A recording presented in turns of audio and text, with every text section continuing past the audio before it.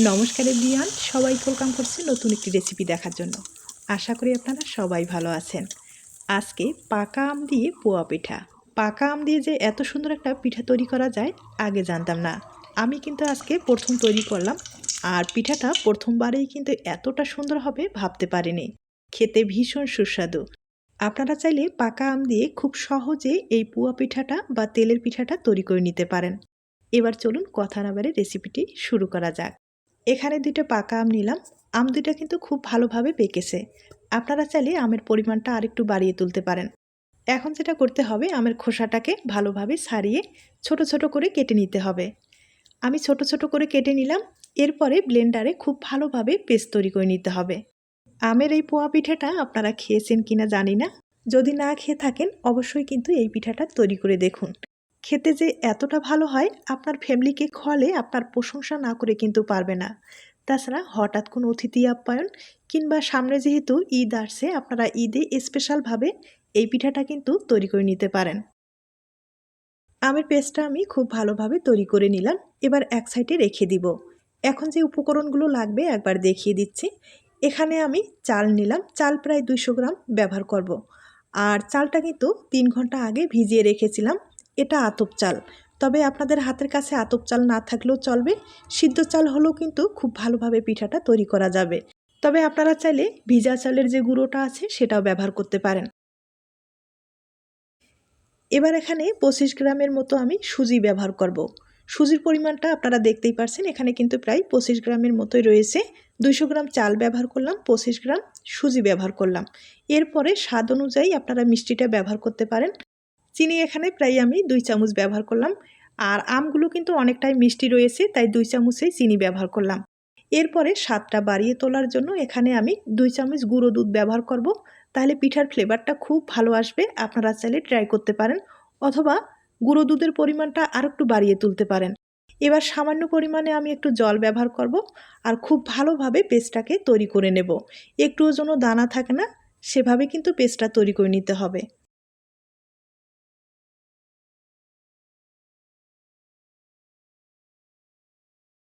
চালের পেস্টটা আমি ভালোভাবে তৈরি করে নিলাম, দেখতেই পারছেন।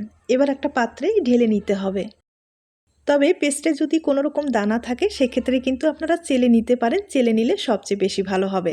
আর আমি খুব ভালোভাবে পেস্টটাকে তৈরি করে নিলাম, কোনো রকম কিন্তু দানা নেই। সবটুকু পেস্টে আমি পাত্রে ভালোভাবে দিয়ে দিলাম। এখন যেটা করতে হবে, এখানে রান্নার চামচ দিয়ে 1 চামচের মতো আটা ব্যবহার করব। আটার পরিবর্তে আপনারা কিন্তু ময়দা ব্যবহার করতে পারেন, কোনো সমস্যা নেই। এরপরে যে আমের পেস্টটা আমি তৈরি করে রেখে দিলাম সেটা কিন্তু এখন ব্যবহার করব। আমের পেস্টটা সবটুকু দিয়ে দিব। সামান্য পরিমাণে বাটিতে একটু রেখে দিলাম। এখন এখানে স্বাদ অনুযায়ী লবণ ব্যবহার করতে হবে। খুব ভালোভাবে মিশিয়ে নিতে হবে। এই ব্যাটারটা যত ভালোভাবে ফেটিয়ে নিতে পারেন ততটাই কিন্তু ভালো একটা রেজাল্ট আসবে। এখানে কিন্তু কোনো রকম হ্যান্ড উইচের দরকার নেই। হাত দিয়ে ব্যাটারটা কিন্তু একটু সময় নিয়ে ভালোভাবে ফেটিয়ে নিতে হবে। আর আবারও বলছি, এই ফেটানোর উপরে নির্ভর করবে আপনার পিঠাটা ফুলবে কিনা। তাই অবশ্যই একটু সময় নিয়ে ভালোভাবে ফেটিয়ে নিতে হবে। ব্যাটারটা কিন্তু অনেকটাই ঘন হয়ে গিয়েছে। আমি সামান্য পরিমাণে একটু নরমাল জল ব্যবহার করলাম। এখানে কিন্তু হালকা কুসুম গরম জল ব্যবহার করার কোনো দরকার নেই। নরমাল জলটা ব্যবহার করলেই হয়ে যাবে। তবে জলের পরিবর্তে আপনারা কিন্তু তরল দুধ ব্যবহার করতে পারেন। এখন ব্যাটারটাকে খুব ভালোভাবে ফেটিয়ে নিতে হবে। এখন ব্যাটারটাকে প্রায় 5 থেকে 7 মিনিটের মতো আমি ভালোভাবে ফেটিয়ে নেব। আপনাদের হাতে যদি সময়টা না থাকে সেক্ষেত্রে ব্লেন্ডারে আবারও দিয়ে কিন্তু ভালোভাবে পেস্ট তৈরি করে নিতে পারেন। তাহলে সময়টা কম লাগবে। তবে আমার মনে হয় হাত দিয়ে এই কাজটা করলে ভালো একটা রেজাল্ট আসবে। আমি প্রায় 5-7 মিনিটের মতো ভালোভাবে ফেটিয়ে নিলাম। দেখতেই পারছেন কতটা সুন্দরভাবে ব্যাটারটা তৈরি হয়ে গেছে। ভিতরে কিন্তু কোনো রকম দানা নেই। এখন যেটা করতে হবে, এখানে আমি প্রায় হাফ চামচের মতো বেকিং পাউডার ব্যবহার করব। ছোট চামচ দিয়ে হাফ চামচের মতো বেকিং পাউডার ব্যবহার করলাম। এবার একটা হ্যান্ড উইচ দিয়ে খুব ভালোভাবে মিশিয়ে নেব।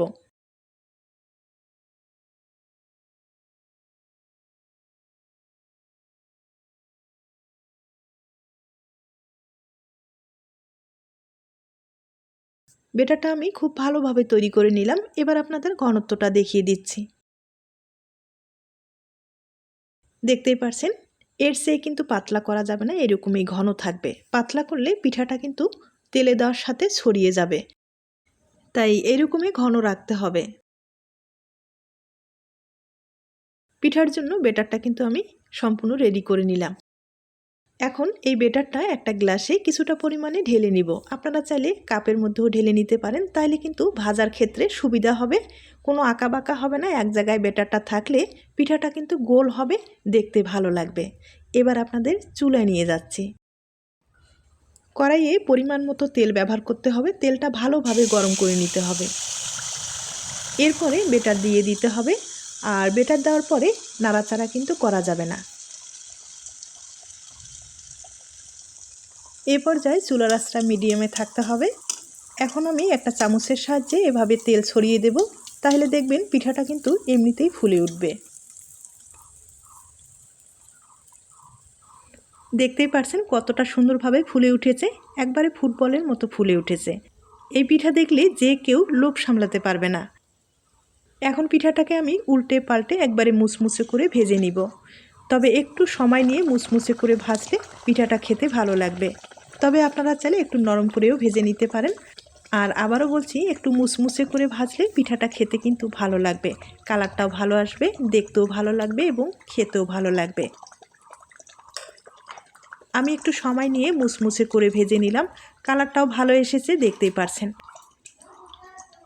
ভাজানো খুব সুন্দর হয়েছে। এবার পিঠাটাকে তুলে নিতে হবে, আর তুলে আপনারা চাইলে একটা টিস্যু পেপারে রেখে দিতে পারেন, তাহলে পিঠার এক্সট্রা তেলটা থাকবে না এবং পিঠাটা খেতে ভালো লাগবে।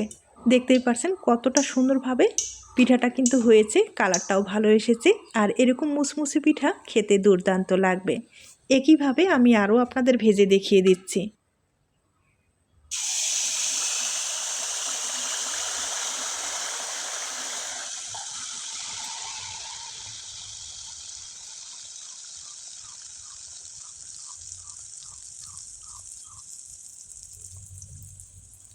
এই তেলের পিঠা ভাজতে গেলে অবশ্যই ছোট কড়াই ব্যবহার করতে হবে। ছোট কড়াই ব্যবহার করলে তেলটা এক জায়গায় থাকলে পিঠাটা যখন মাঝখানে পড়বে ফুলার কিন্তু অনেক বেশি চান্স থাকবে। আর দেখা গেল ছড়ানো কড়াই হলে পিঠাটা কিন্তু অনেক সময় ফুলে না, তার জন্য অবশ্যই ছোট কড়াই ব্যবহার করতে হবে। আর তেলের পরিমাণটা একটু বেশি ব্যবহার করলে প্রত্যেকটা পিঠাই কিন্তু ফুলবে, কোনো রকম আঁকা বাঁকা হবে না এবং পিঠাটা কিন্তু দেখতে ভালো লাগবে।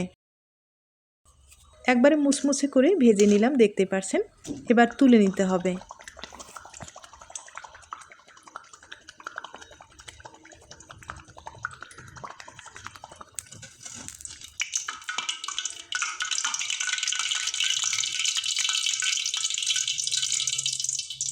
দেখতেই পাচ্ছেন প্রত্যেকটা পিঠাই কিন্তু খুব সুন্দর হয়েছে, কোনো রকম আঁকা বাঁকা হয়নি।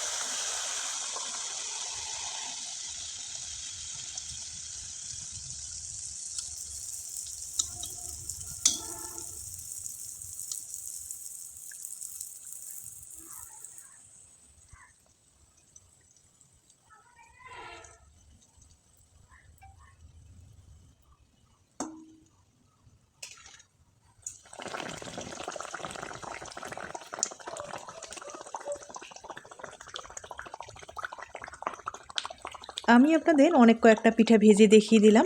দেখতেই পাচ্ছেন কতটা সহজভাবে আম দিয়ে এই পুয়া পিঠাটা তৈরি করা যায়। আর এখন যেহেতু আমের সিজন, খুব সহজেই আপনারা চাইলে এই পুয়া পিঠাটা তৈরি করে নিতে পারেন। আপনার ফ্যামিলি এবং আপনার অতিথি যাকেই খাওয়াবেন সে আপনার প্রশংসা না করে কিন্তু পারবে না। একবারে সহজভাবে আম দিয়ে পুয়া পিঠাটা আমি তৈরি করে শেয়ার করলাম। আপনাদের যদি ভালো লেগে থাকে বা আপনার কোনো উপকারে আসতে পারে তাহলে কিন্তু একটা লাইক দিতে পারেন। এখন আমি ভেঙে দেখিয়ে দিচ্ছি। আর পিঠাগুলো কিন্তু এতটাই মুসমুসে হয়েছে, যেমনই মুসমুসে তেমনই কিন্তু কালার এসেছে, খেতে খুব ভালো লাগবে। হয়তোবা শব্দ শুনে বুঝতে পেরেছেন পিঠাটা কতটা মুসমুসে হয়েছে আর কতটা নরম হয়েছে।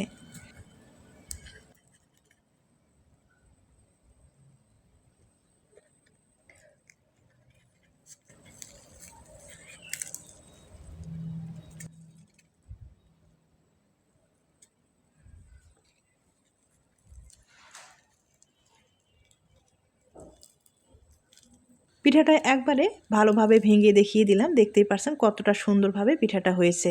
একইভাবে আমি আরেকটা ভেঙে আপনাদের দেখিয়ে দিচ্ছি।